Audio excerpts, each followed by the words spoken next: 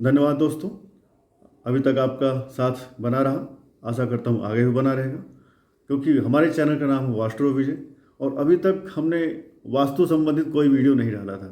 तो आज आपके लिए ये वास्तु का पहला वीडियो है, जिसको आप देखें और जीवन में जब मौका मिले तब अपने जीवन में इसको आप अप्लाई करें। धन्यवाद। जैसा कि आप सभी और हम सभी जानते हैं, हर किसी का सपना होता है अपने जीवन में अपना एक घर बनाना। एक या एक से ज़्यादा भी घर बना सकते हैं, बट कई बार ऐसा होता है कि हम अपना घर बनाते समय कुछ मूलभूत सिद्धांतों को इग्नोर कर देते हैं, अज्ञानवश या समय नहीं होता या जानते नहीं हैं। तो आज हम आपको बताने वाले हैं कि किस प्रकार जब भी आप अपना नया घर बनाना जा रहे हैं, फ्लैट्स जो हम खरीदते हैं उसमें तो हम कुछ नहीं कर सकते, वो तो हमें बना बनाया मिलता है। लेकिन जब भी हम कोई नया घर अब किसी ज़मीन पे खरीद के बना रहे हैं या अपने पैतृक ज़मीन पे बना रहे हैं, तो हम कैसे चेक करें कि ये ज़मीन हमारे लिए फ़ायदेमंद है या नहीं है।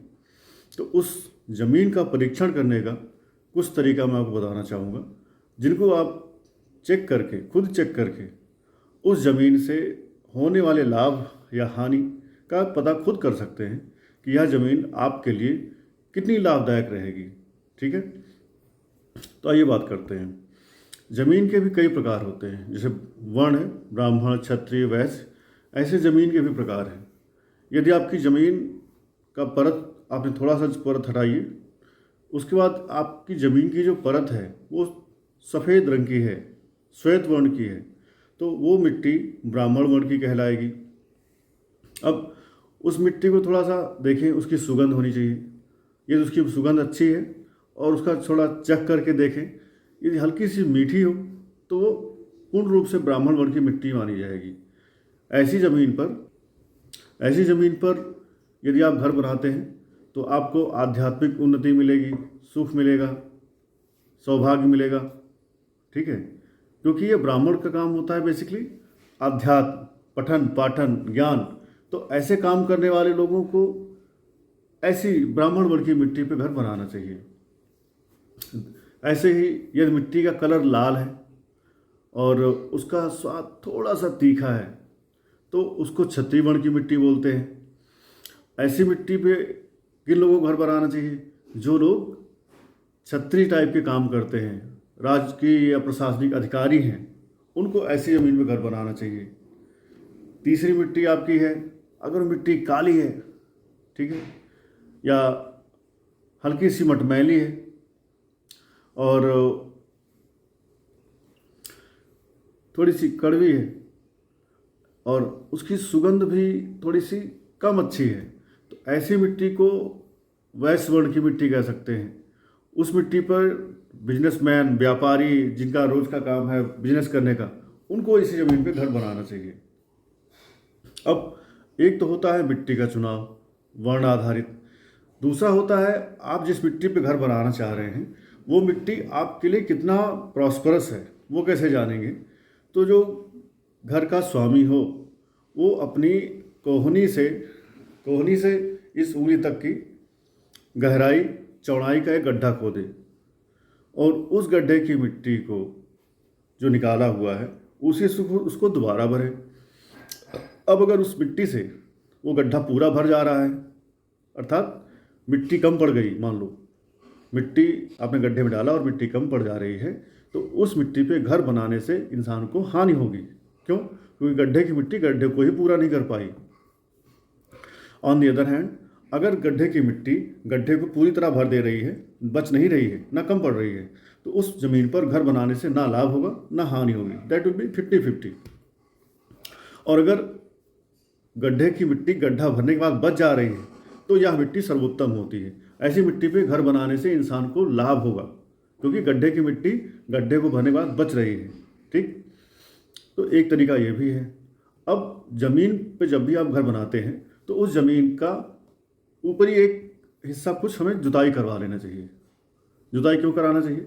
जुताई करने के बाद हमें ज़मीन का पता चलता है कि ये ज़मीन के अंदर क्या क्या चीज़ें निकलती हैं। जैसे ज़मीन के नीचे से अगर बाल निकले, रुई निकले, चमड़ा निकले, लोहा निकले, ठीक है, मेढक निकले, तो ये चीज़ें ज़मीन के अशुभ होने के संकेत होते हैं। ठीक है, अब आप कहेंगे शुभ होने के क्या संकेत है, ज़मीन कैसे माने कि शुभ होगी? तो यदि ज़मीन की खुदाई में आपको ईंट निकले, तांबे के सिक्के निकलें या कहीं से स्वर्ण और चांदी के कुछ सामान निकल आए, तो वह ज़मीन गृह निर्माण के लिए सर्वथा उपयुक्त कही जाएगी। ठीक है, तो इस तरह से आप जब भी, क्योंकि जो ज़मीन आवारा पड़ी होती है, खाली पड़ी होती है, लोग उसमें लाके कूड़ा फेंक देते हैं, लोग उसमें कई बार ला करके सुनसान जगहों पर कुछ गाड़ देते हैं। तो जब भी आप घर बनाना चाहते हैं, ज़मीन की ऊपरी परत 1 फुट 2 फुट की मिट्टी हटा दें और वहाँ पर साफ सुथरी मिट्टी लाकर डाल दें।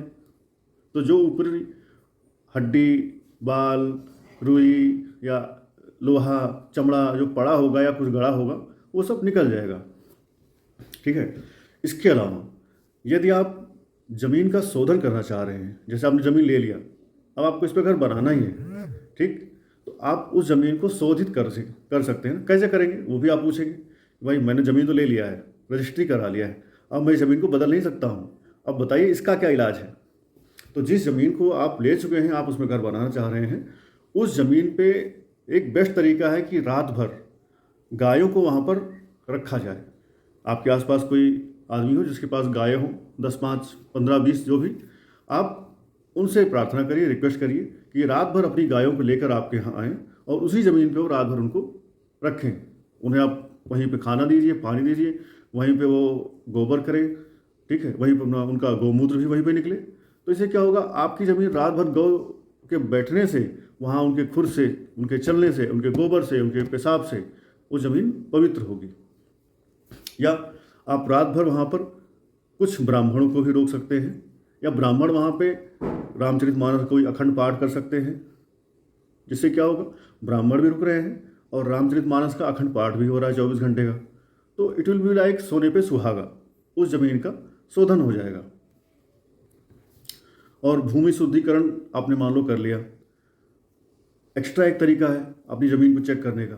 यदि उस ज़मीन पर आप तिल के बीज बो दो, ठीक है, और 3 दिन के अंदर उसमें अंकुरित हो जाए, ठीक है, तो भी वो ज़मीन आपको अच्छी माननी चाहिए। उसके साथ ही जब भी आपने ज़मीन सेलेक्ट कर लिया तो उसका शोधन ज़रूर कर लें। हो सकता है कि उसमें कहीं कभी कुछ दबा पड़ा हो, तो शोधन करनी ज़रूरी बात है। शोधन करने के पश्चात अब आपको उस ज़मीन का खुदाई शल्यक्रिया करवाना चाहिए घर बनाने के लिए।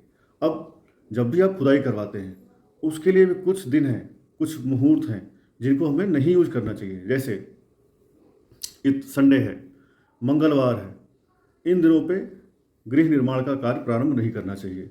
ठीक है, ऐसे ही रिक्ता तिथियां हैं। रिक्ता तिथियां कौन सी होती हैं? चतुर्थी, नवमी और चतुर्दशी। इन तिथियों को हमारे सनातन धर्म में रिक्त तिथियां कहा जाता है। इन तिथियों पर कोई भी नया काम प्रारंभ नहीं करना चाहिए। यदि इन पर आप कोई नया काम प्रारंभ करते हैं तो उस काम के असफल होने का चांस सर्वाधिक रहेगा।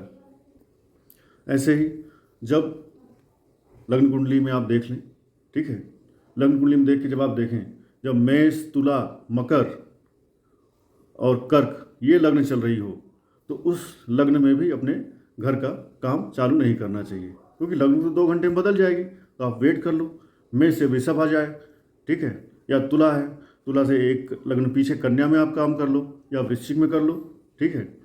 तो मेष, तुला, मकर और कर्क, इन 4 लग्नों में घर की खुदाई का काम प्रारंभ नहीं करना चाहिए। ऐसे ही जब आसमान में सूर्य, चंद्रमा, बृहस्पति, शुक्र बली हों, शक्तिशाली हों, उस दिन करेंगे अपने गृह निर्माण का काम, तो ये आपके लिए अच्छा रहेगा, ज़्यादा अच्छा रहेगा, सोने पे सुहागा रहेगा। साथ ही जहाँ पे आप घर ले रहे हैं, ज़मीन जहाँ बना रहे हैं, जहाँ पे आप अपना घर बनाने का सोच रहे हैं, उस ज़मीन का जो आकार हो वो तिकोना ना हो। बेस्ट होगा 4 कोने वाली वर्गाकार हो। यदि वर्गाकार नहीं है तो आयताकार होनी चाहिए। वर्ग और आयत मीन्स स्क्वायर या रेक्टेंगुलर, ऐसे ही शेप में ज़मीन होनी चाहिए। यदि आप रेक्टेंगुलर और स्क्वायर शेप के अलावा कोई ज़मीन ले रहे हैं तो ज़मीन आपने भले ही ले लिया, लेकिन आपका घर स्क्वायर या रेक्टेंगुलर ही बनाएं। ऐसा ना हो कि आप उस ज़मीन को पूरा कवर करने के चक्कर में अपने घर को 3 कोने, 5 कोने या 6 कोने का बना दें। यदि आप ऐसा बनाते हैं तो भी उस ज़मीन का कितना भी अच्छा ही क्यों ना हो, आपने घर बना करके 4 कोने के बजाय 5 कोने, 3 कोने का घर आपने जिसमें बना लिया, वो घर आपके लिए यूजलेस हो जाएगा। उसमें आपको प्रॉस्पेरिटी कभी नहीं आ सकती है। साथ ही जब भी आप घर बनाते हैं तो उस ज़मीन पे देखिए कि आजू बाजू में कोई मंदिर, मस्जिद, गुरुद्वारा, चर्च, मीनार, नाला, नाली या मेन रोड बगल में गुजरता हुआ ना हो। जहां आप अपने घर का मेन एंट्री गेट बनाने वाले हैं उसके सामने कोई डेड एंड ना हो, मीन्स गली का आखिरी घर ना हो, उसके सामने कोई ट्रांसफार्मर ना हो, कोई बड़ा पुराना पेड़ ना हो। पौधे तो ठीक है, पौधे तो सभी घर सामने लोग लगाते हैं, बट पेड़ ना हो, गली बंद ना हो रही हो, वहाँ पर ट्रांसफार्मर ना हो, बिजली का सामान कोई बड़ा कूड़ा कबाड़ा डंप यार्ड ना हो। तो इन चीज़ों का अगर आप ध्यान रखेंगे तो निश्चय ही आपका जो भी घर आप बना रहे हैं वो आपके लिए सुख, सौभाग्य और मंगलदायक होगा। ठीक, तो आशा करता हूँ आपको मेरा ये वीडियो, ये जानकारी अच्छी लगी होगी। अगर अच्छी लगी तो लाइक कर सकते हैं, सब्सक्राइब कर सकते हैं। आपके लाइक और सब्सक्राइब या आपके कमेंट हमारा उत्साहवर्धन करते हैं, हमें आगे और अच्छा करने के लिए प्रोत्साहित करते हैं। तो ऐसे ही साथ देते रहें, अपना सपोर्ट भी बनाए रखें। धन्यवाद। जय श्री राम।